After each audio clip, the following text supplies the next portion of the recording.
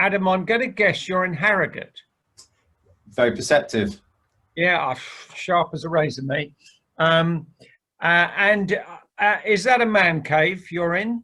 It is. It is. It's this whole concept of hear the dog, see the dog, and so we're all working from home. We know this. I don't need to hide. So I just said, right, I'm not going to have the Zoom backgrounds anymore. I'm going to be open, honest, and I'm in the shed. So, well, good for you. Thank you. Well, I used to say that to the lovely Kirsty, who looks after our Northwest region, and she said it's not a shed; it's my heated underfloor home office. But it looked like a shed, but it was very nice too. Well, Adam, great to see you. Thank you very much for coming in. We've got 1 minute to go. Really keen to you had a positive comment in our panel discussion from Steve Barnhurst about your product. So really interested, and you probably might have, I don't know whether you picked up, but John Nerthen, who kicked off, said some of the frustrations of that he could see with recruitment organizations not investing nearly enough in marketing, whereas they're throwing money at bodies, and now they're starting to throw money at tech, but marketing was right down on the list. So here we are, it's 2 o'clock. Adam Oldfield, Force24, in a shed in Harrogate. 3 reasons why now is the perfect time to adopt marketing automation as a recruitment marketeer. I'm going to give you 20 minutes, and then I'm going to jump in, and hopefully we'll have some questions, and enjoy. Go for it, sir. Thank you very much indeed. I shall just share my screen, and then we can get the show on the road. Just interesting point though just made, and that was about recruitment businesses not putting enough money into marketing, and because a lot of people believe that marketing is simply sending out emails, and it's not. It's so much more than that. So part of what I'm going to talk to you about is a little bit deeper. Do you know what? I'm just going to share the whole presentation. It doesn't really matter. You don't need it in presentation mode, dear. You can see it in the hopefully that's sharing my 3 reasons team tech day presentation. It is excellent. Great. So first things first, it's important to quickly first qualify my experience and our experience with Force24. So Force24, we're a marketing automation platform. We sit and serve many recruitment businesses throughout the UK. We're a very UK centric organization. We have circa 5,000 marketeers using the product every single month. I could even be every day, but I only have the figures monthly.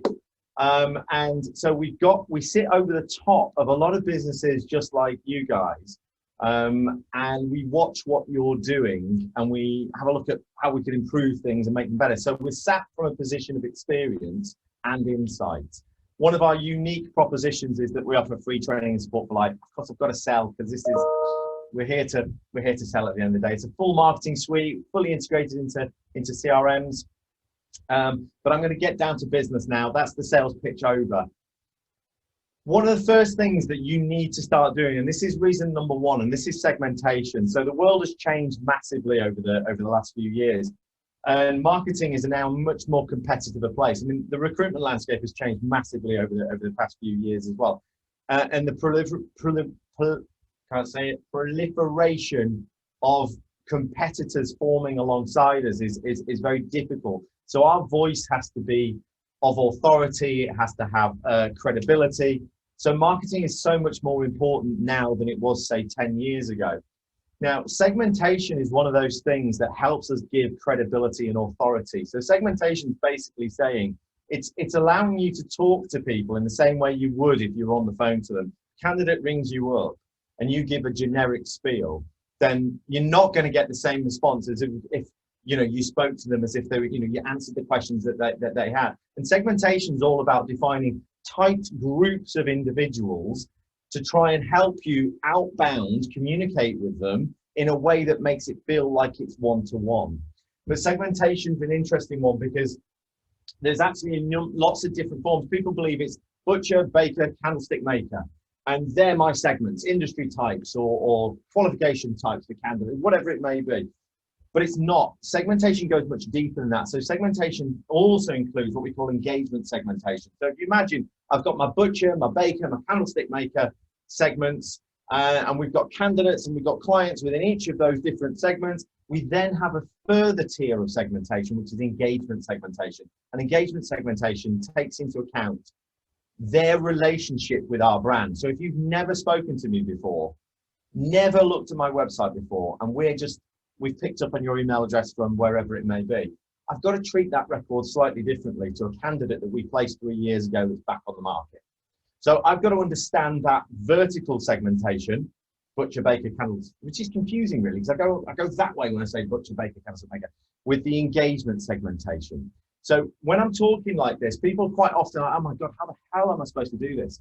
And the point is, it points back to technology. Technology is the answer for you here. You can't watch and manually move people in and out of segments all day long. This should all be automated. The key to the term marketing automation is that we automate these jobs. So automation should take key points of data from your recruitment CRM through to the website, and it should marry them up together. It should analyze them and put them in segments for you based on rules that we've set. And what that means is that when your marketing person, team, whoever it may be, comes to start communicating, they can just pick an audience that they know is permanently up to date and start executing communication to them. And the data lands. So everything starts to get better when we start to embrace segmentation. This is a massive topic and there's only 25 minutes to talk about it. But the essence is we start to bend content that's relevant to them. So here, this little graphic on the right-hand side is all about depicting that it's not one size fits all anymore. From an email, from an SMS, from a direct mail, from a phone call, from a landing page, from a website, not one size fits all anymore. That data of that segmentation should be able to power the entire journey. What emails you see, what pages on the landing page you see, which jobs are promoted first on the website. All of this stuff is what means that we are evolving as an organization and really pushing a user-centric experience back to that candidate or that client that's looking at our website. So segmentation is really, really important. It's a massive topic. We could talk about it for days, but I'm going to move on because it's 3 reasons and I've got a limited time. The next one's deliverability. So this might be a term you've heard of before, but deliverability is the process of getting an email into the inbox. So in the old days, we used to write a letter and we'd post it. And the postman was the only deliverability factor in there. If he didn't like the look of it, well, what choice has he got? It's going through the letterbox. As that address existed, it's landing. The only problem we had is people that had moved on. Now, in email, we've got a much bigger problem, and that is the fact that we've got the postman using sophisticated AI to decide, do I let this go through the letterbox? No, I'm not going to bother. Chuck that one away. We can't have that. So deliverability is now a factor in recruitment businesses. And the problem that we see in the market more so than any of the other B2B verticals that we work in is the fact that recruiters tend to overburden their candidates and their clients with irrelevant content. So this goes back to my segmentation argument I was making a moment ago. The better the content, the better the segment. If we've got a segment of people that have just been placed or people that have not opened an email in the last 6 months, we'll take those out of our communications and focus on those that are working. Deliverability is an extremely sophisticated argument. Let me just quickly go into the essence of what it is. Sorry, I think I'm going to have to, yeah, there we go. So deliverability is about saying it's just maths. The more people that engage, the better the score I get. So we think that we send an email, the spam filters read it. If it's got Viagra in it or something like that, it won't. But if it's not, it'll let it through. That's not how it works. That's the first check. The second check is then AI then checks to see credibility. Right, okay, reputation. So what's my reputation? So my reputation says, well, most of the email that they send doesn't get opened. Ah, right. Well, that's not a good sign, is it? So that's going to damage my reputation. Email is free for most recipients. So these businesses have a big job on to try and make sure that they're only letting the good stuff through. So what happens is they then say, okay, his reputation's bad. And from that point on, it's really hard for you to gain credibility with your reputation. Then what happens is when they deliver the email into the user's inbox, they then watch. Do people open it? Do people click it? What do they then go on and do? And all of that information comes in and forms what we call a reputation score. And that reputation score is what we live and die by.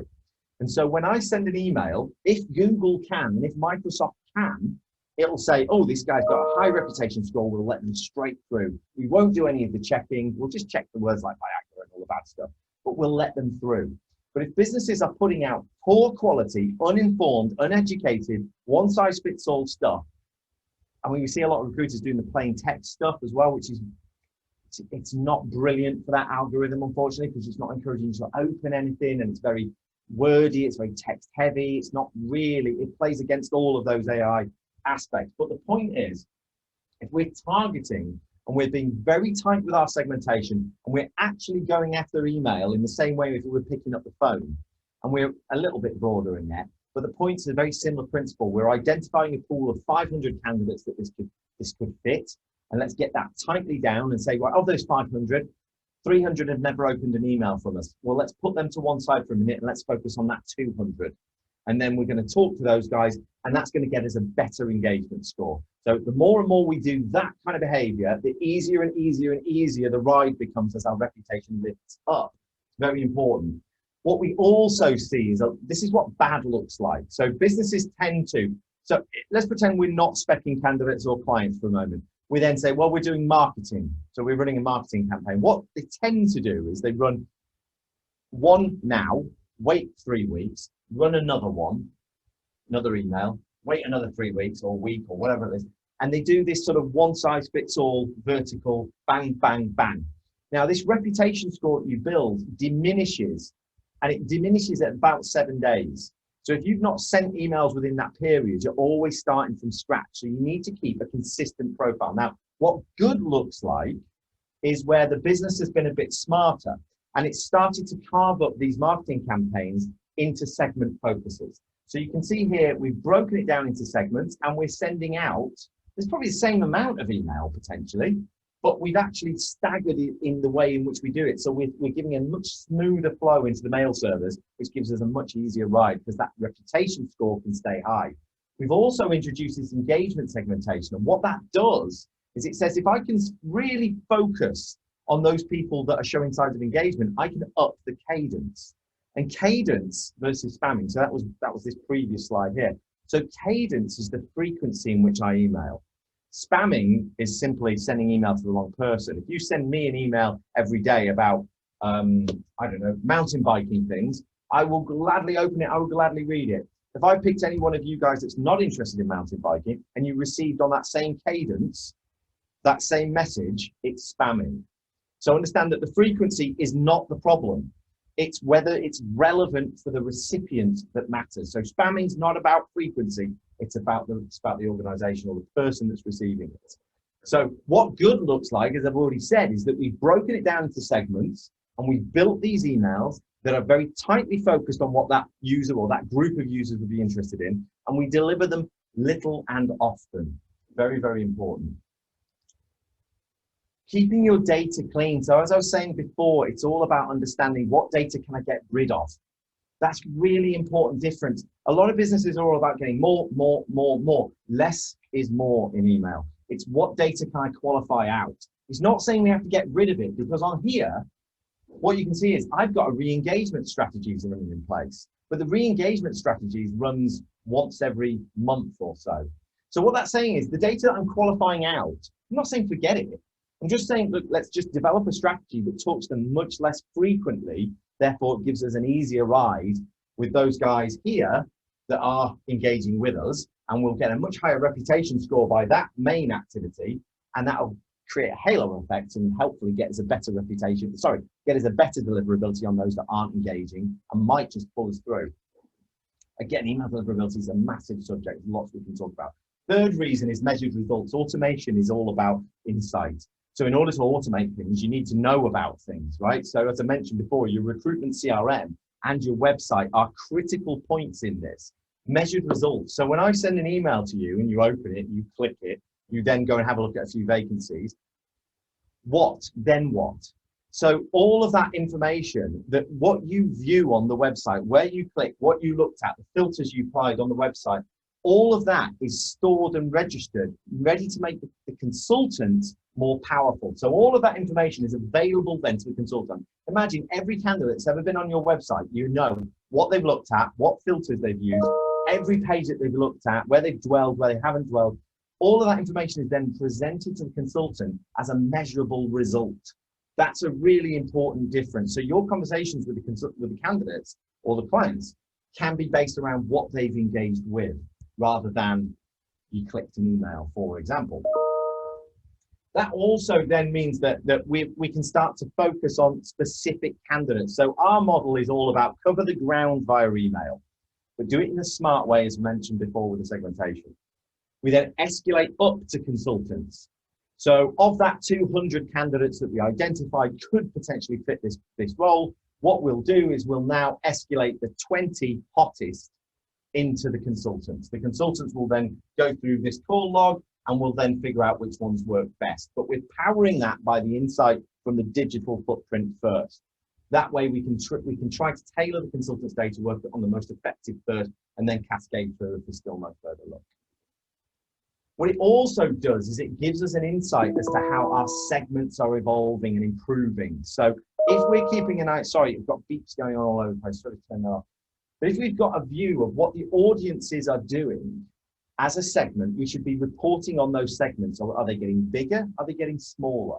And what does the audience view look like? Sorry, the segment report look like over time? So if I have a segment of candidates that I know that have that particular qualification or fit that particular experience, are there times of the year that's more buoyant? Are there times when I've underserved that audience? Because it may be that, yes, I have no vacancies for that type of candidate right now, but should I not continue to re-engage you anyway? Yes, I should. Of course I should. But the point about these segments is I may live in many segments, not just one. So I actually do need to see that we're still serving content to them, even though we've got no vacancies in that suit you at the moment. We need to understand if you're in market or not. So audience segment evolution reporting is a really important slice of this particular pie. I'm going to skip that one because it's a sort of reiterating what we've already talked about. And I want to get into some questions and answers, if I may. So I've kind of reiterated those parts. Worst presentation ever. I'm sorry about that, guys. But the point that I want to make really is I've covered off some of these aspects. That the segment engagement, building these segments helps me drive more effective comms to my candidates, to my clients, helps my email deliverability increase because I'm getting a better engagement score, which then can help better consultant engagement because I'm going to push these through to the consultants first. Same in B2B. So for the team partners and the team suppliers out there, it works exactly the same. Which agencies are engaging with my content right now? And that's the escalation method that we use to get them in front of a human being. So I'm Simon. In terms of the presentation, in terms of what we want to talk about, we're through it, which is the good news. That was a whiz through, wasn't it? Excellent. And where does Force24 integrate? How, if I was still running my agency, yeah, how do I plug in your product service into my operation? How does that work? Okay, so I mean, this is one of the big things about Force24, based in the UK. So that every agency is different, everybody's different. A lot of people may use Bullhorn, they may use Access, they may use Vincherry, whoever it may be that they're using for CRM. What we do is we've got pre-built connectors that essentially connect that up. It's a quick job. I say a quick job. We allocate about 2 weeks for that particular connector if it's standard. We connect that up for you, and we then say, now we're flowing information backwards and forwards. So consultant updates a record in Vincherry, it updates in Force24. Perfect. Then what we do is we connect it up to your website, which is a 5-minute job, genuinely 5-minute job. A little piece of script.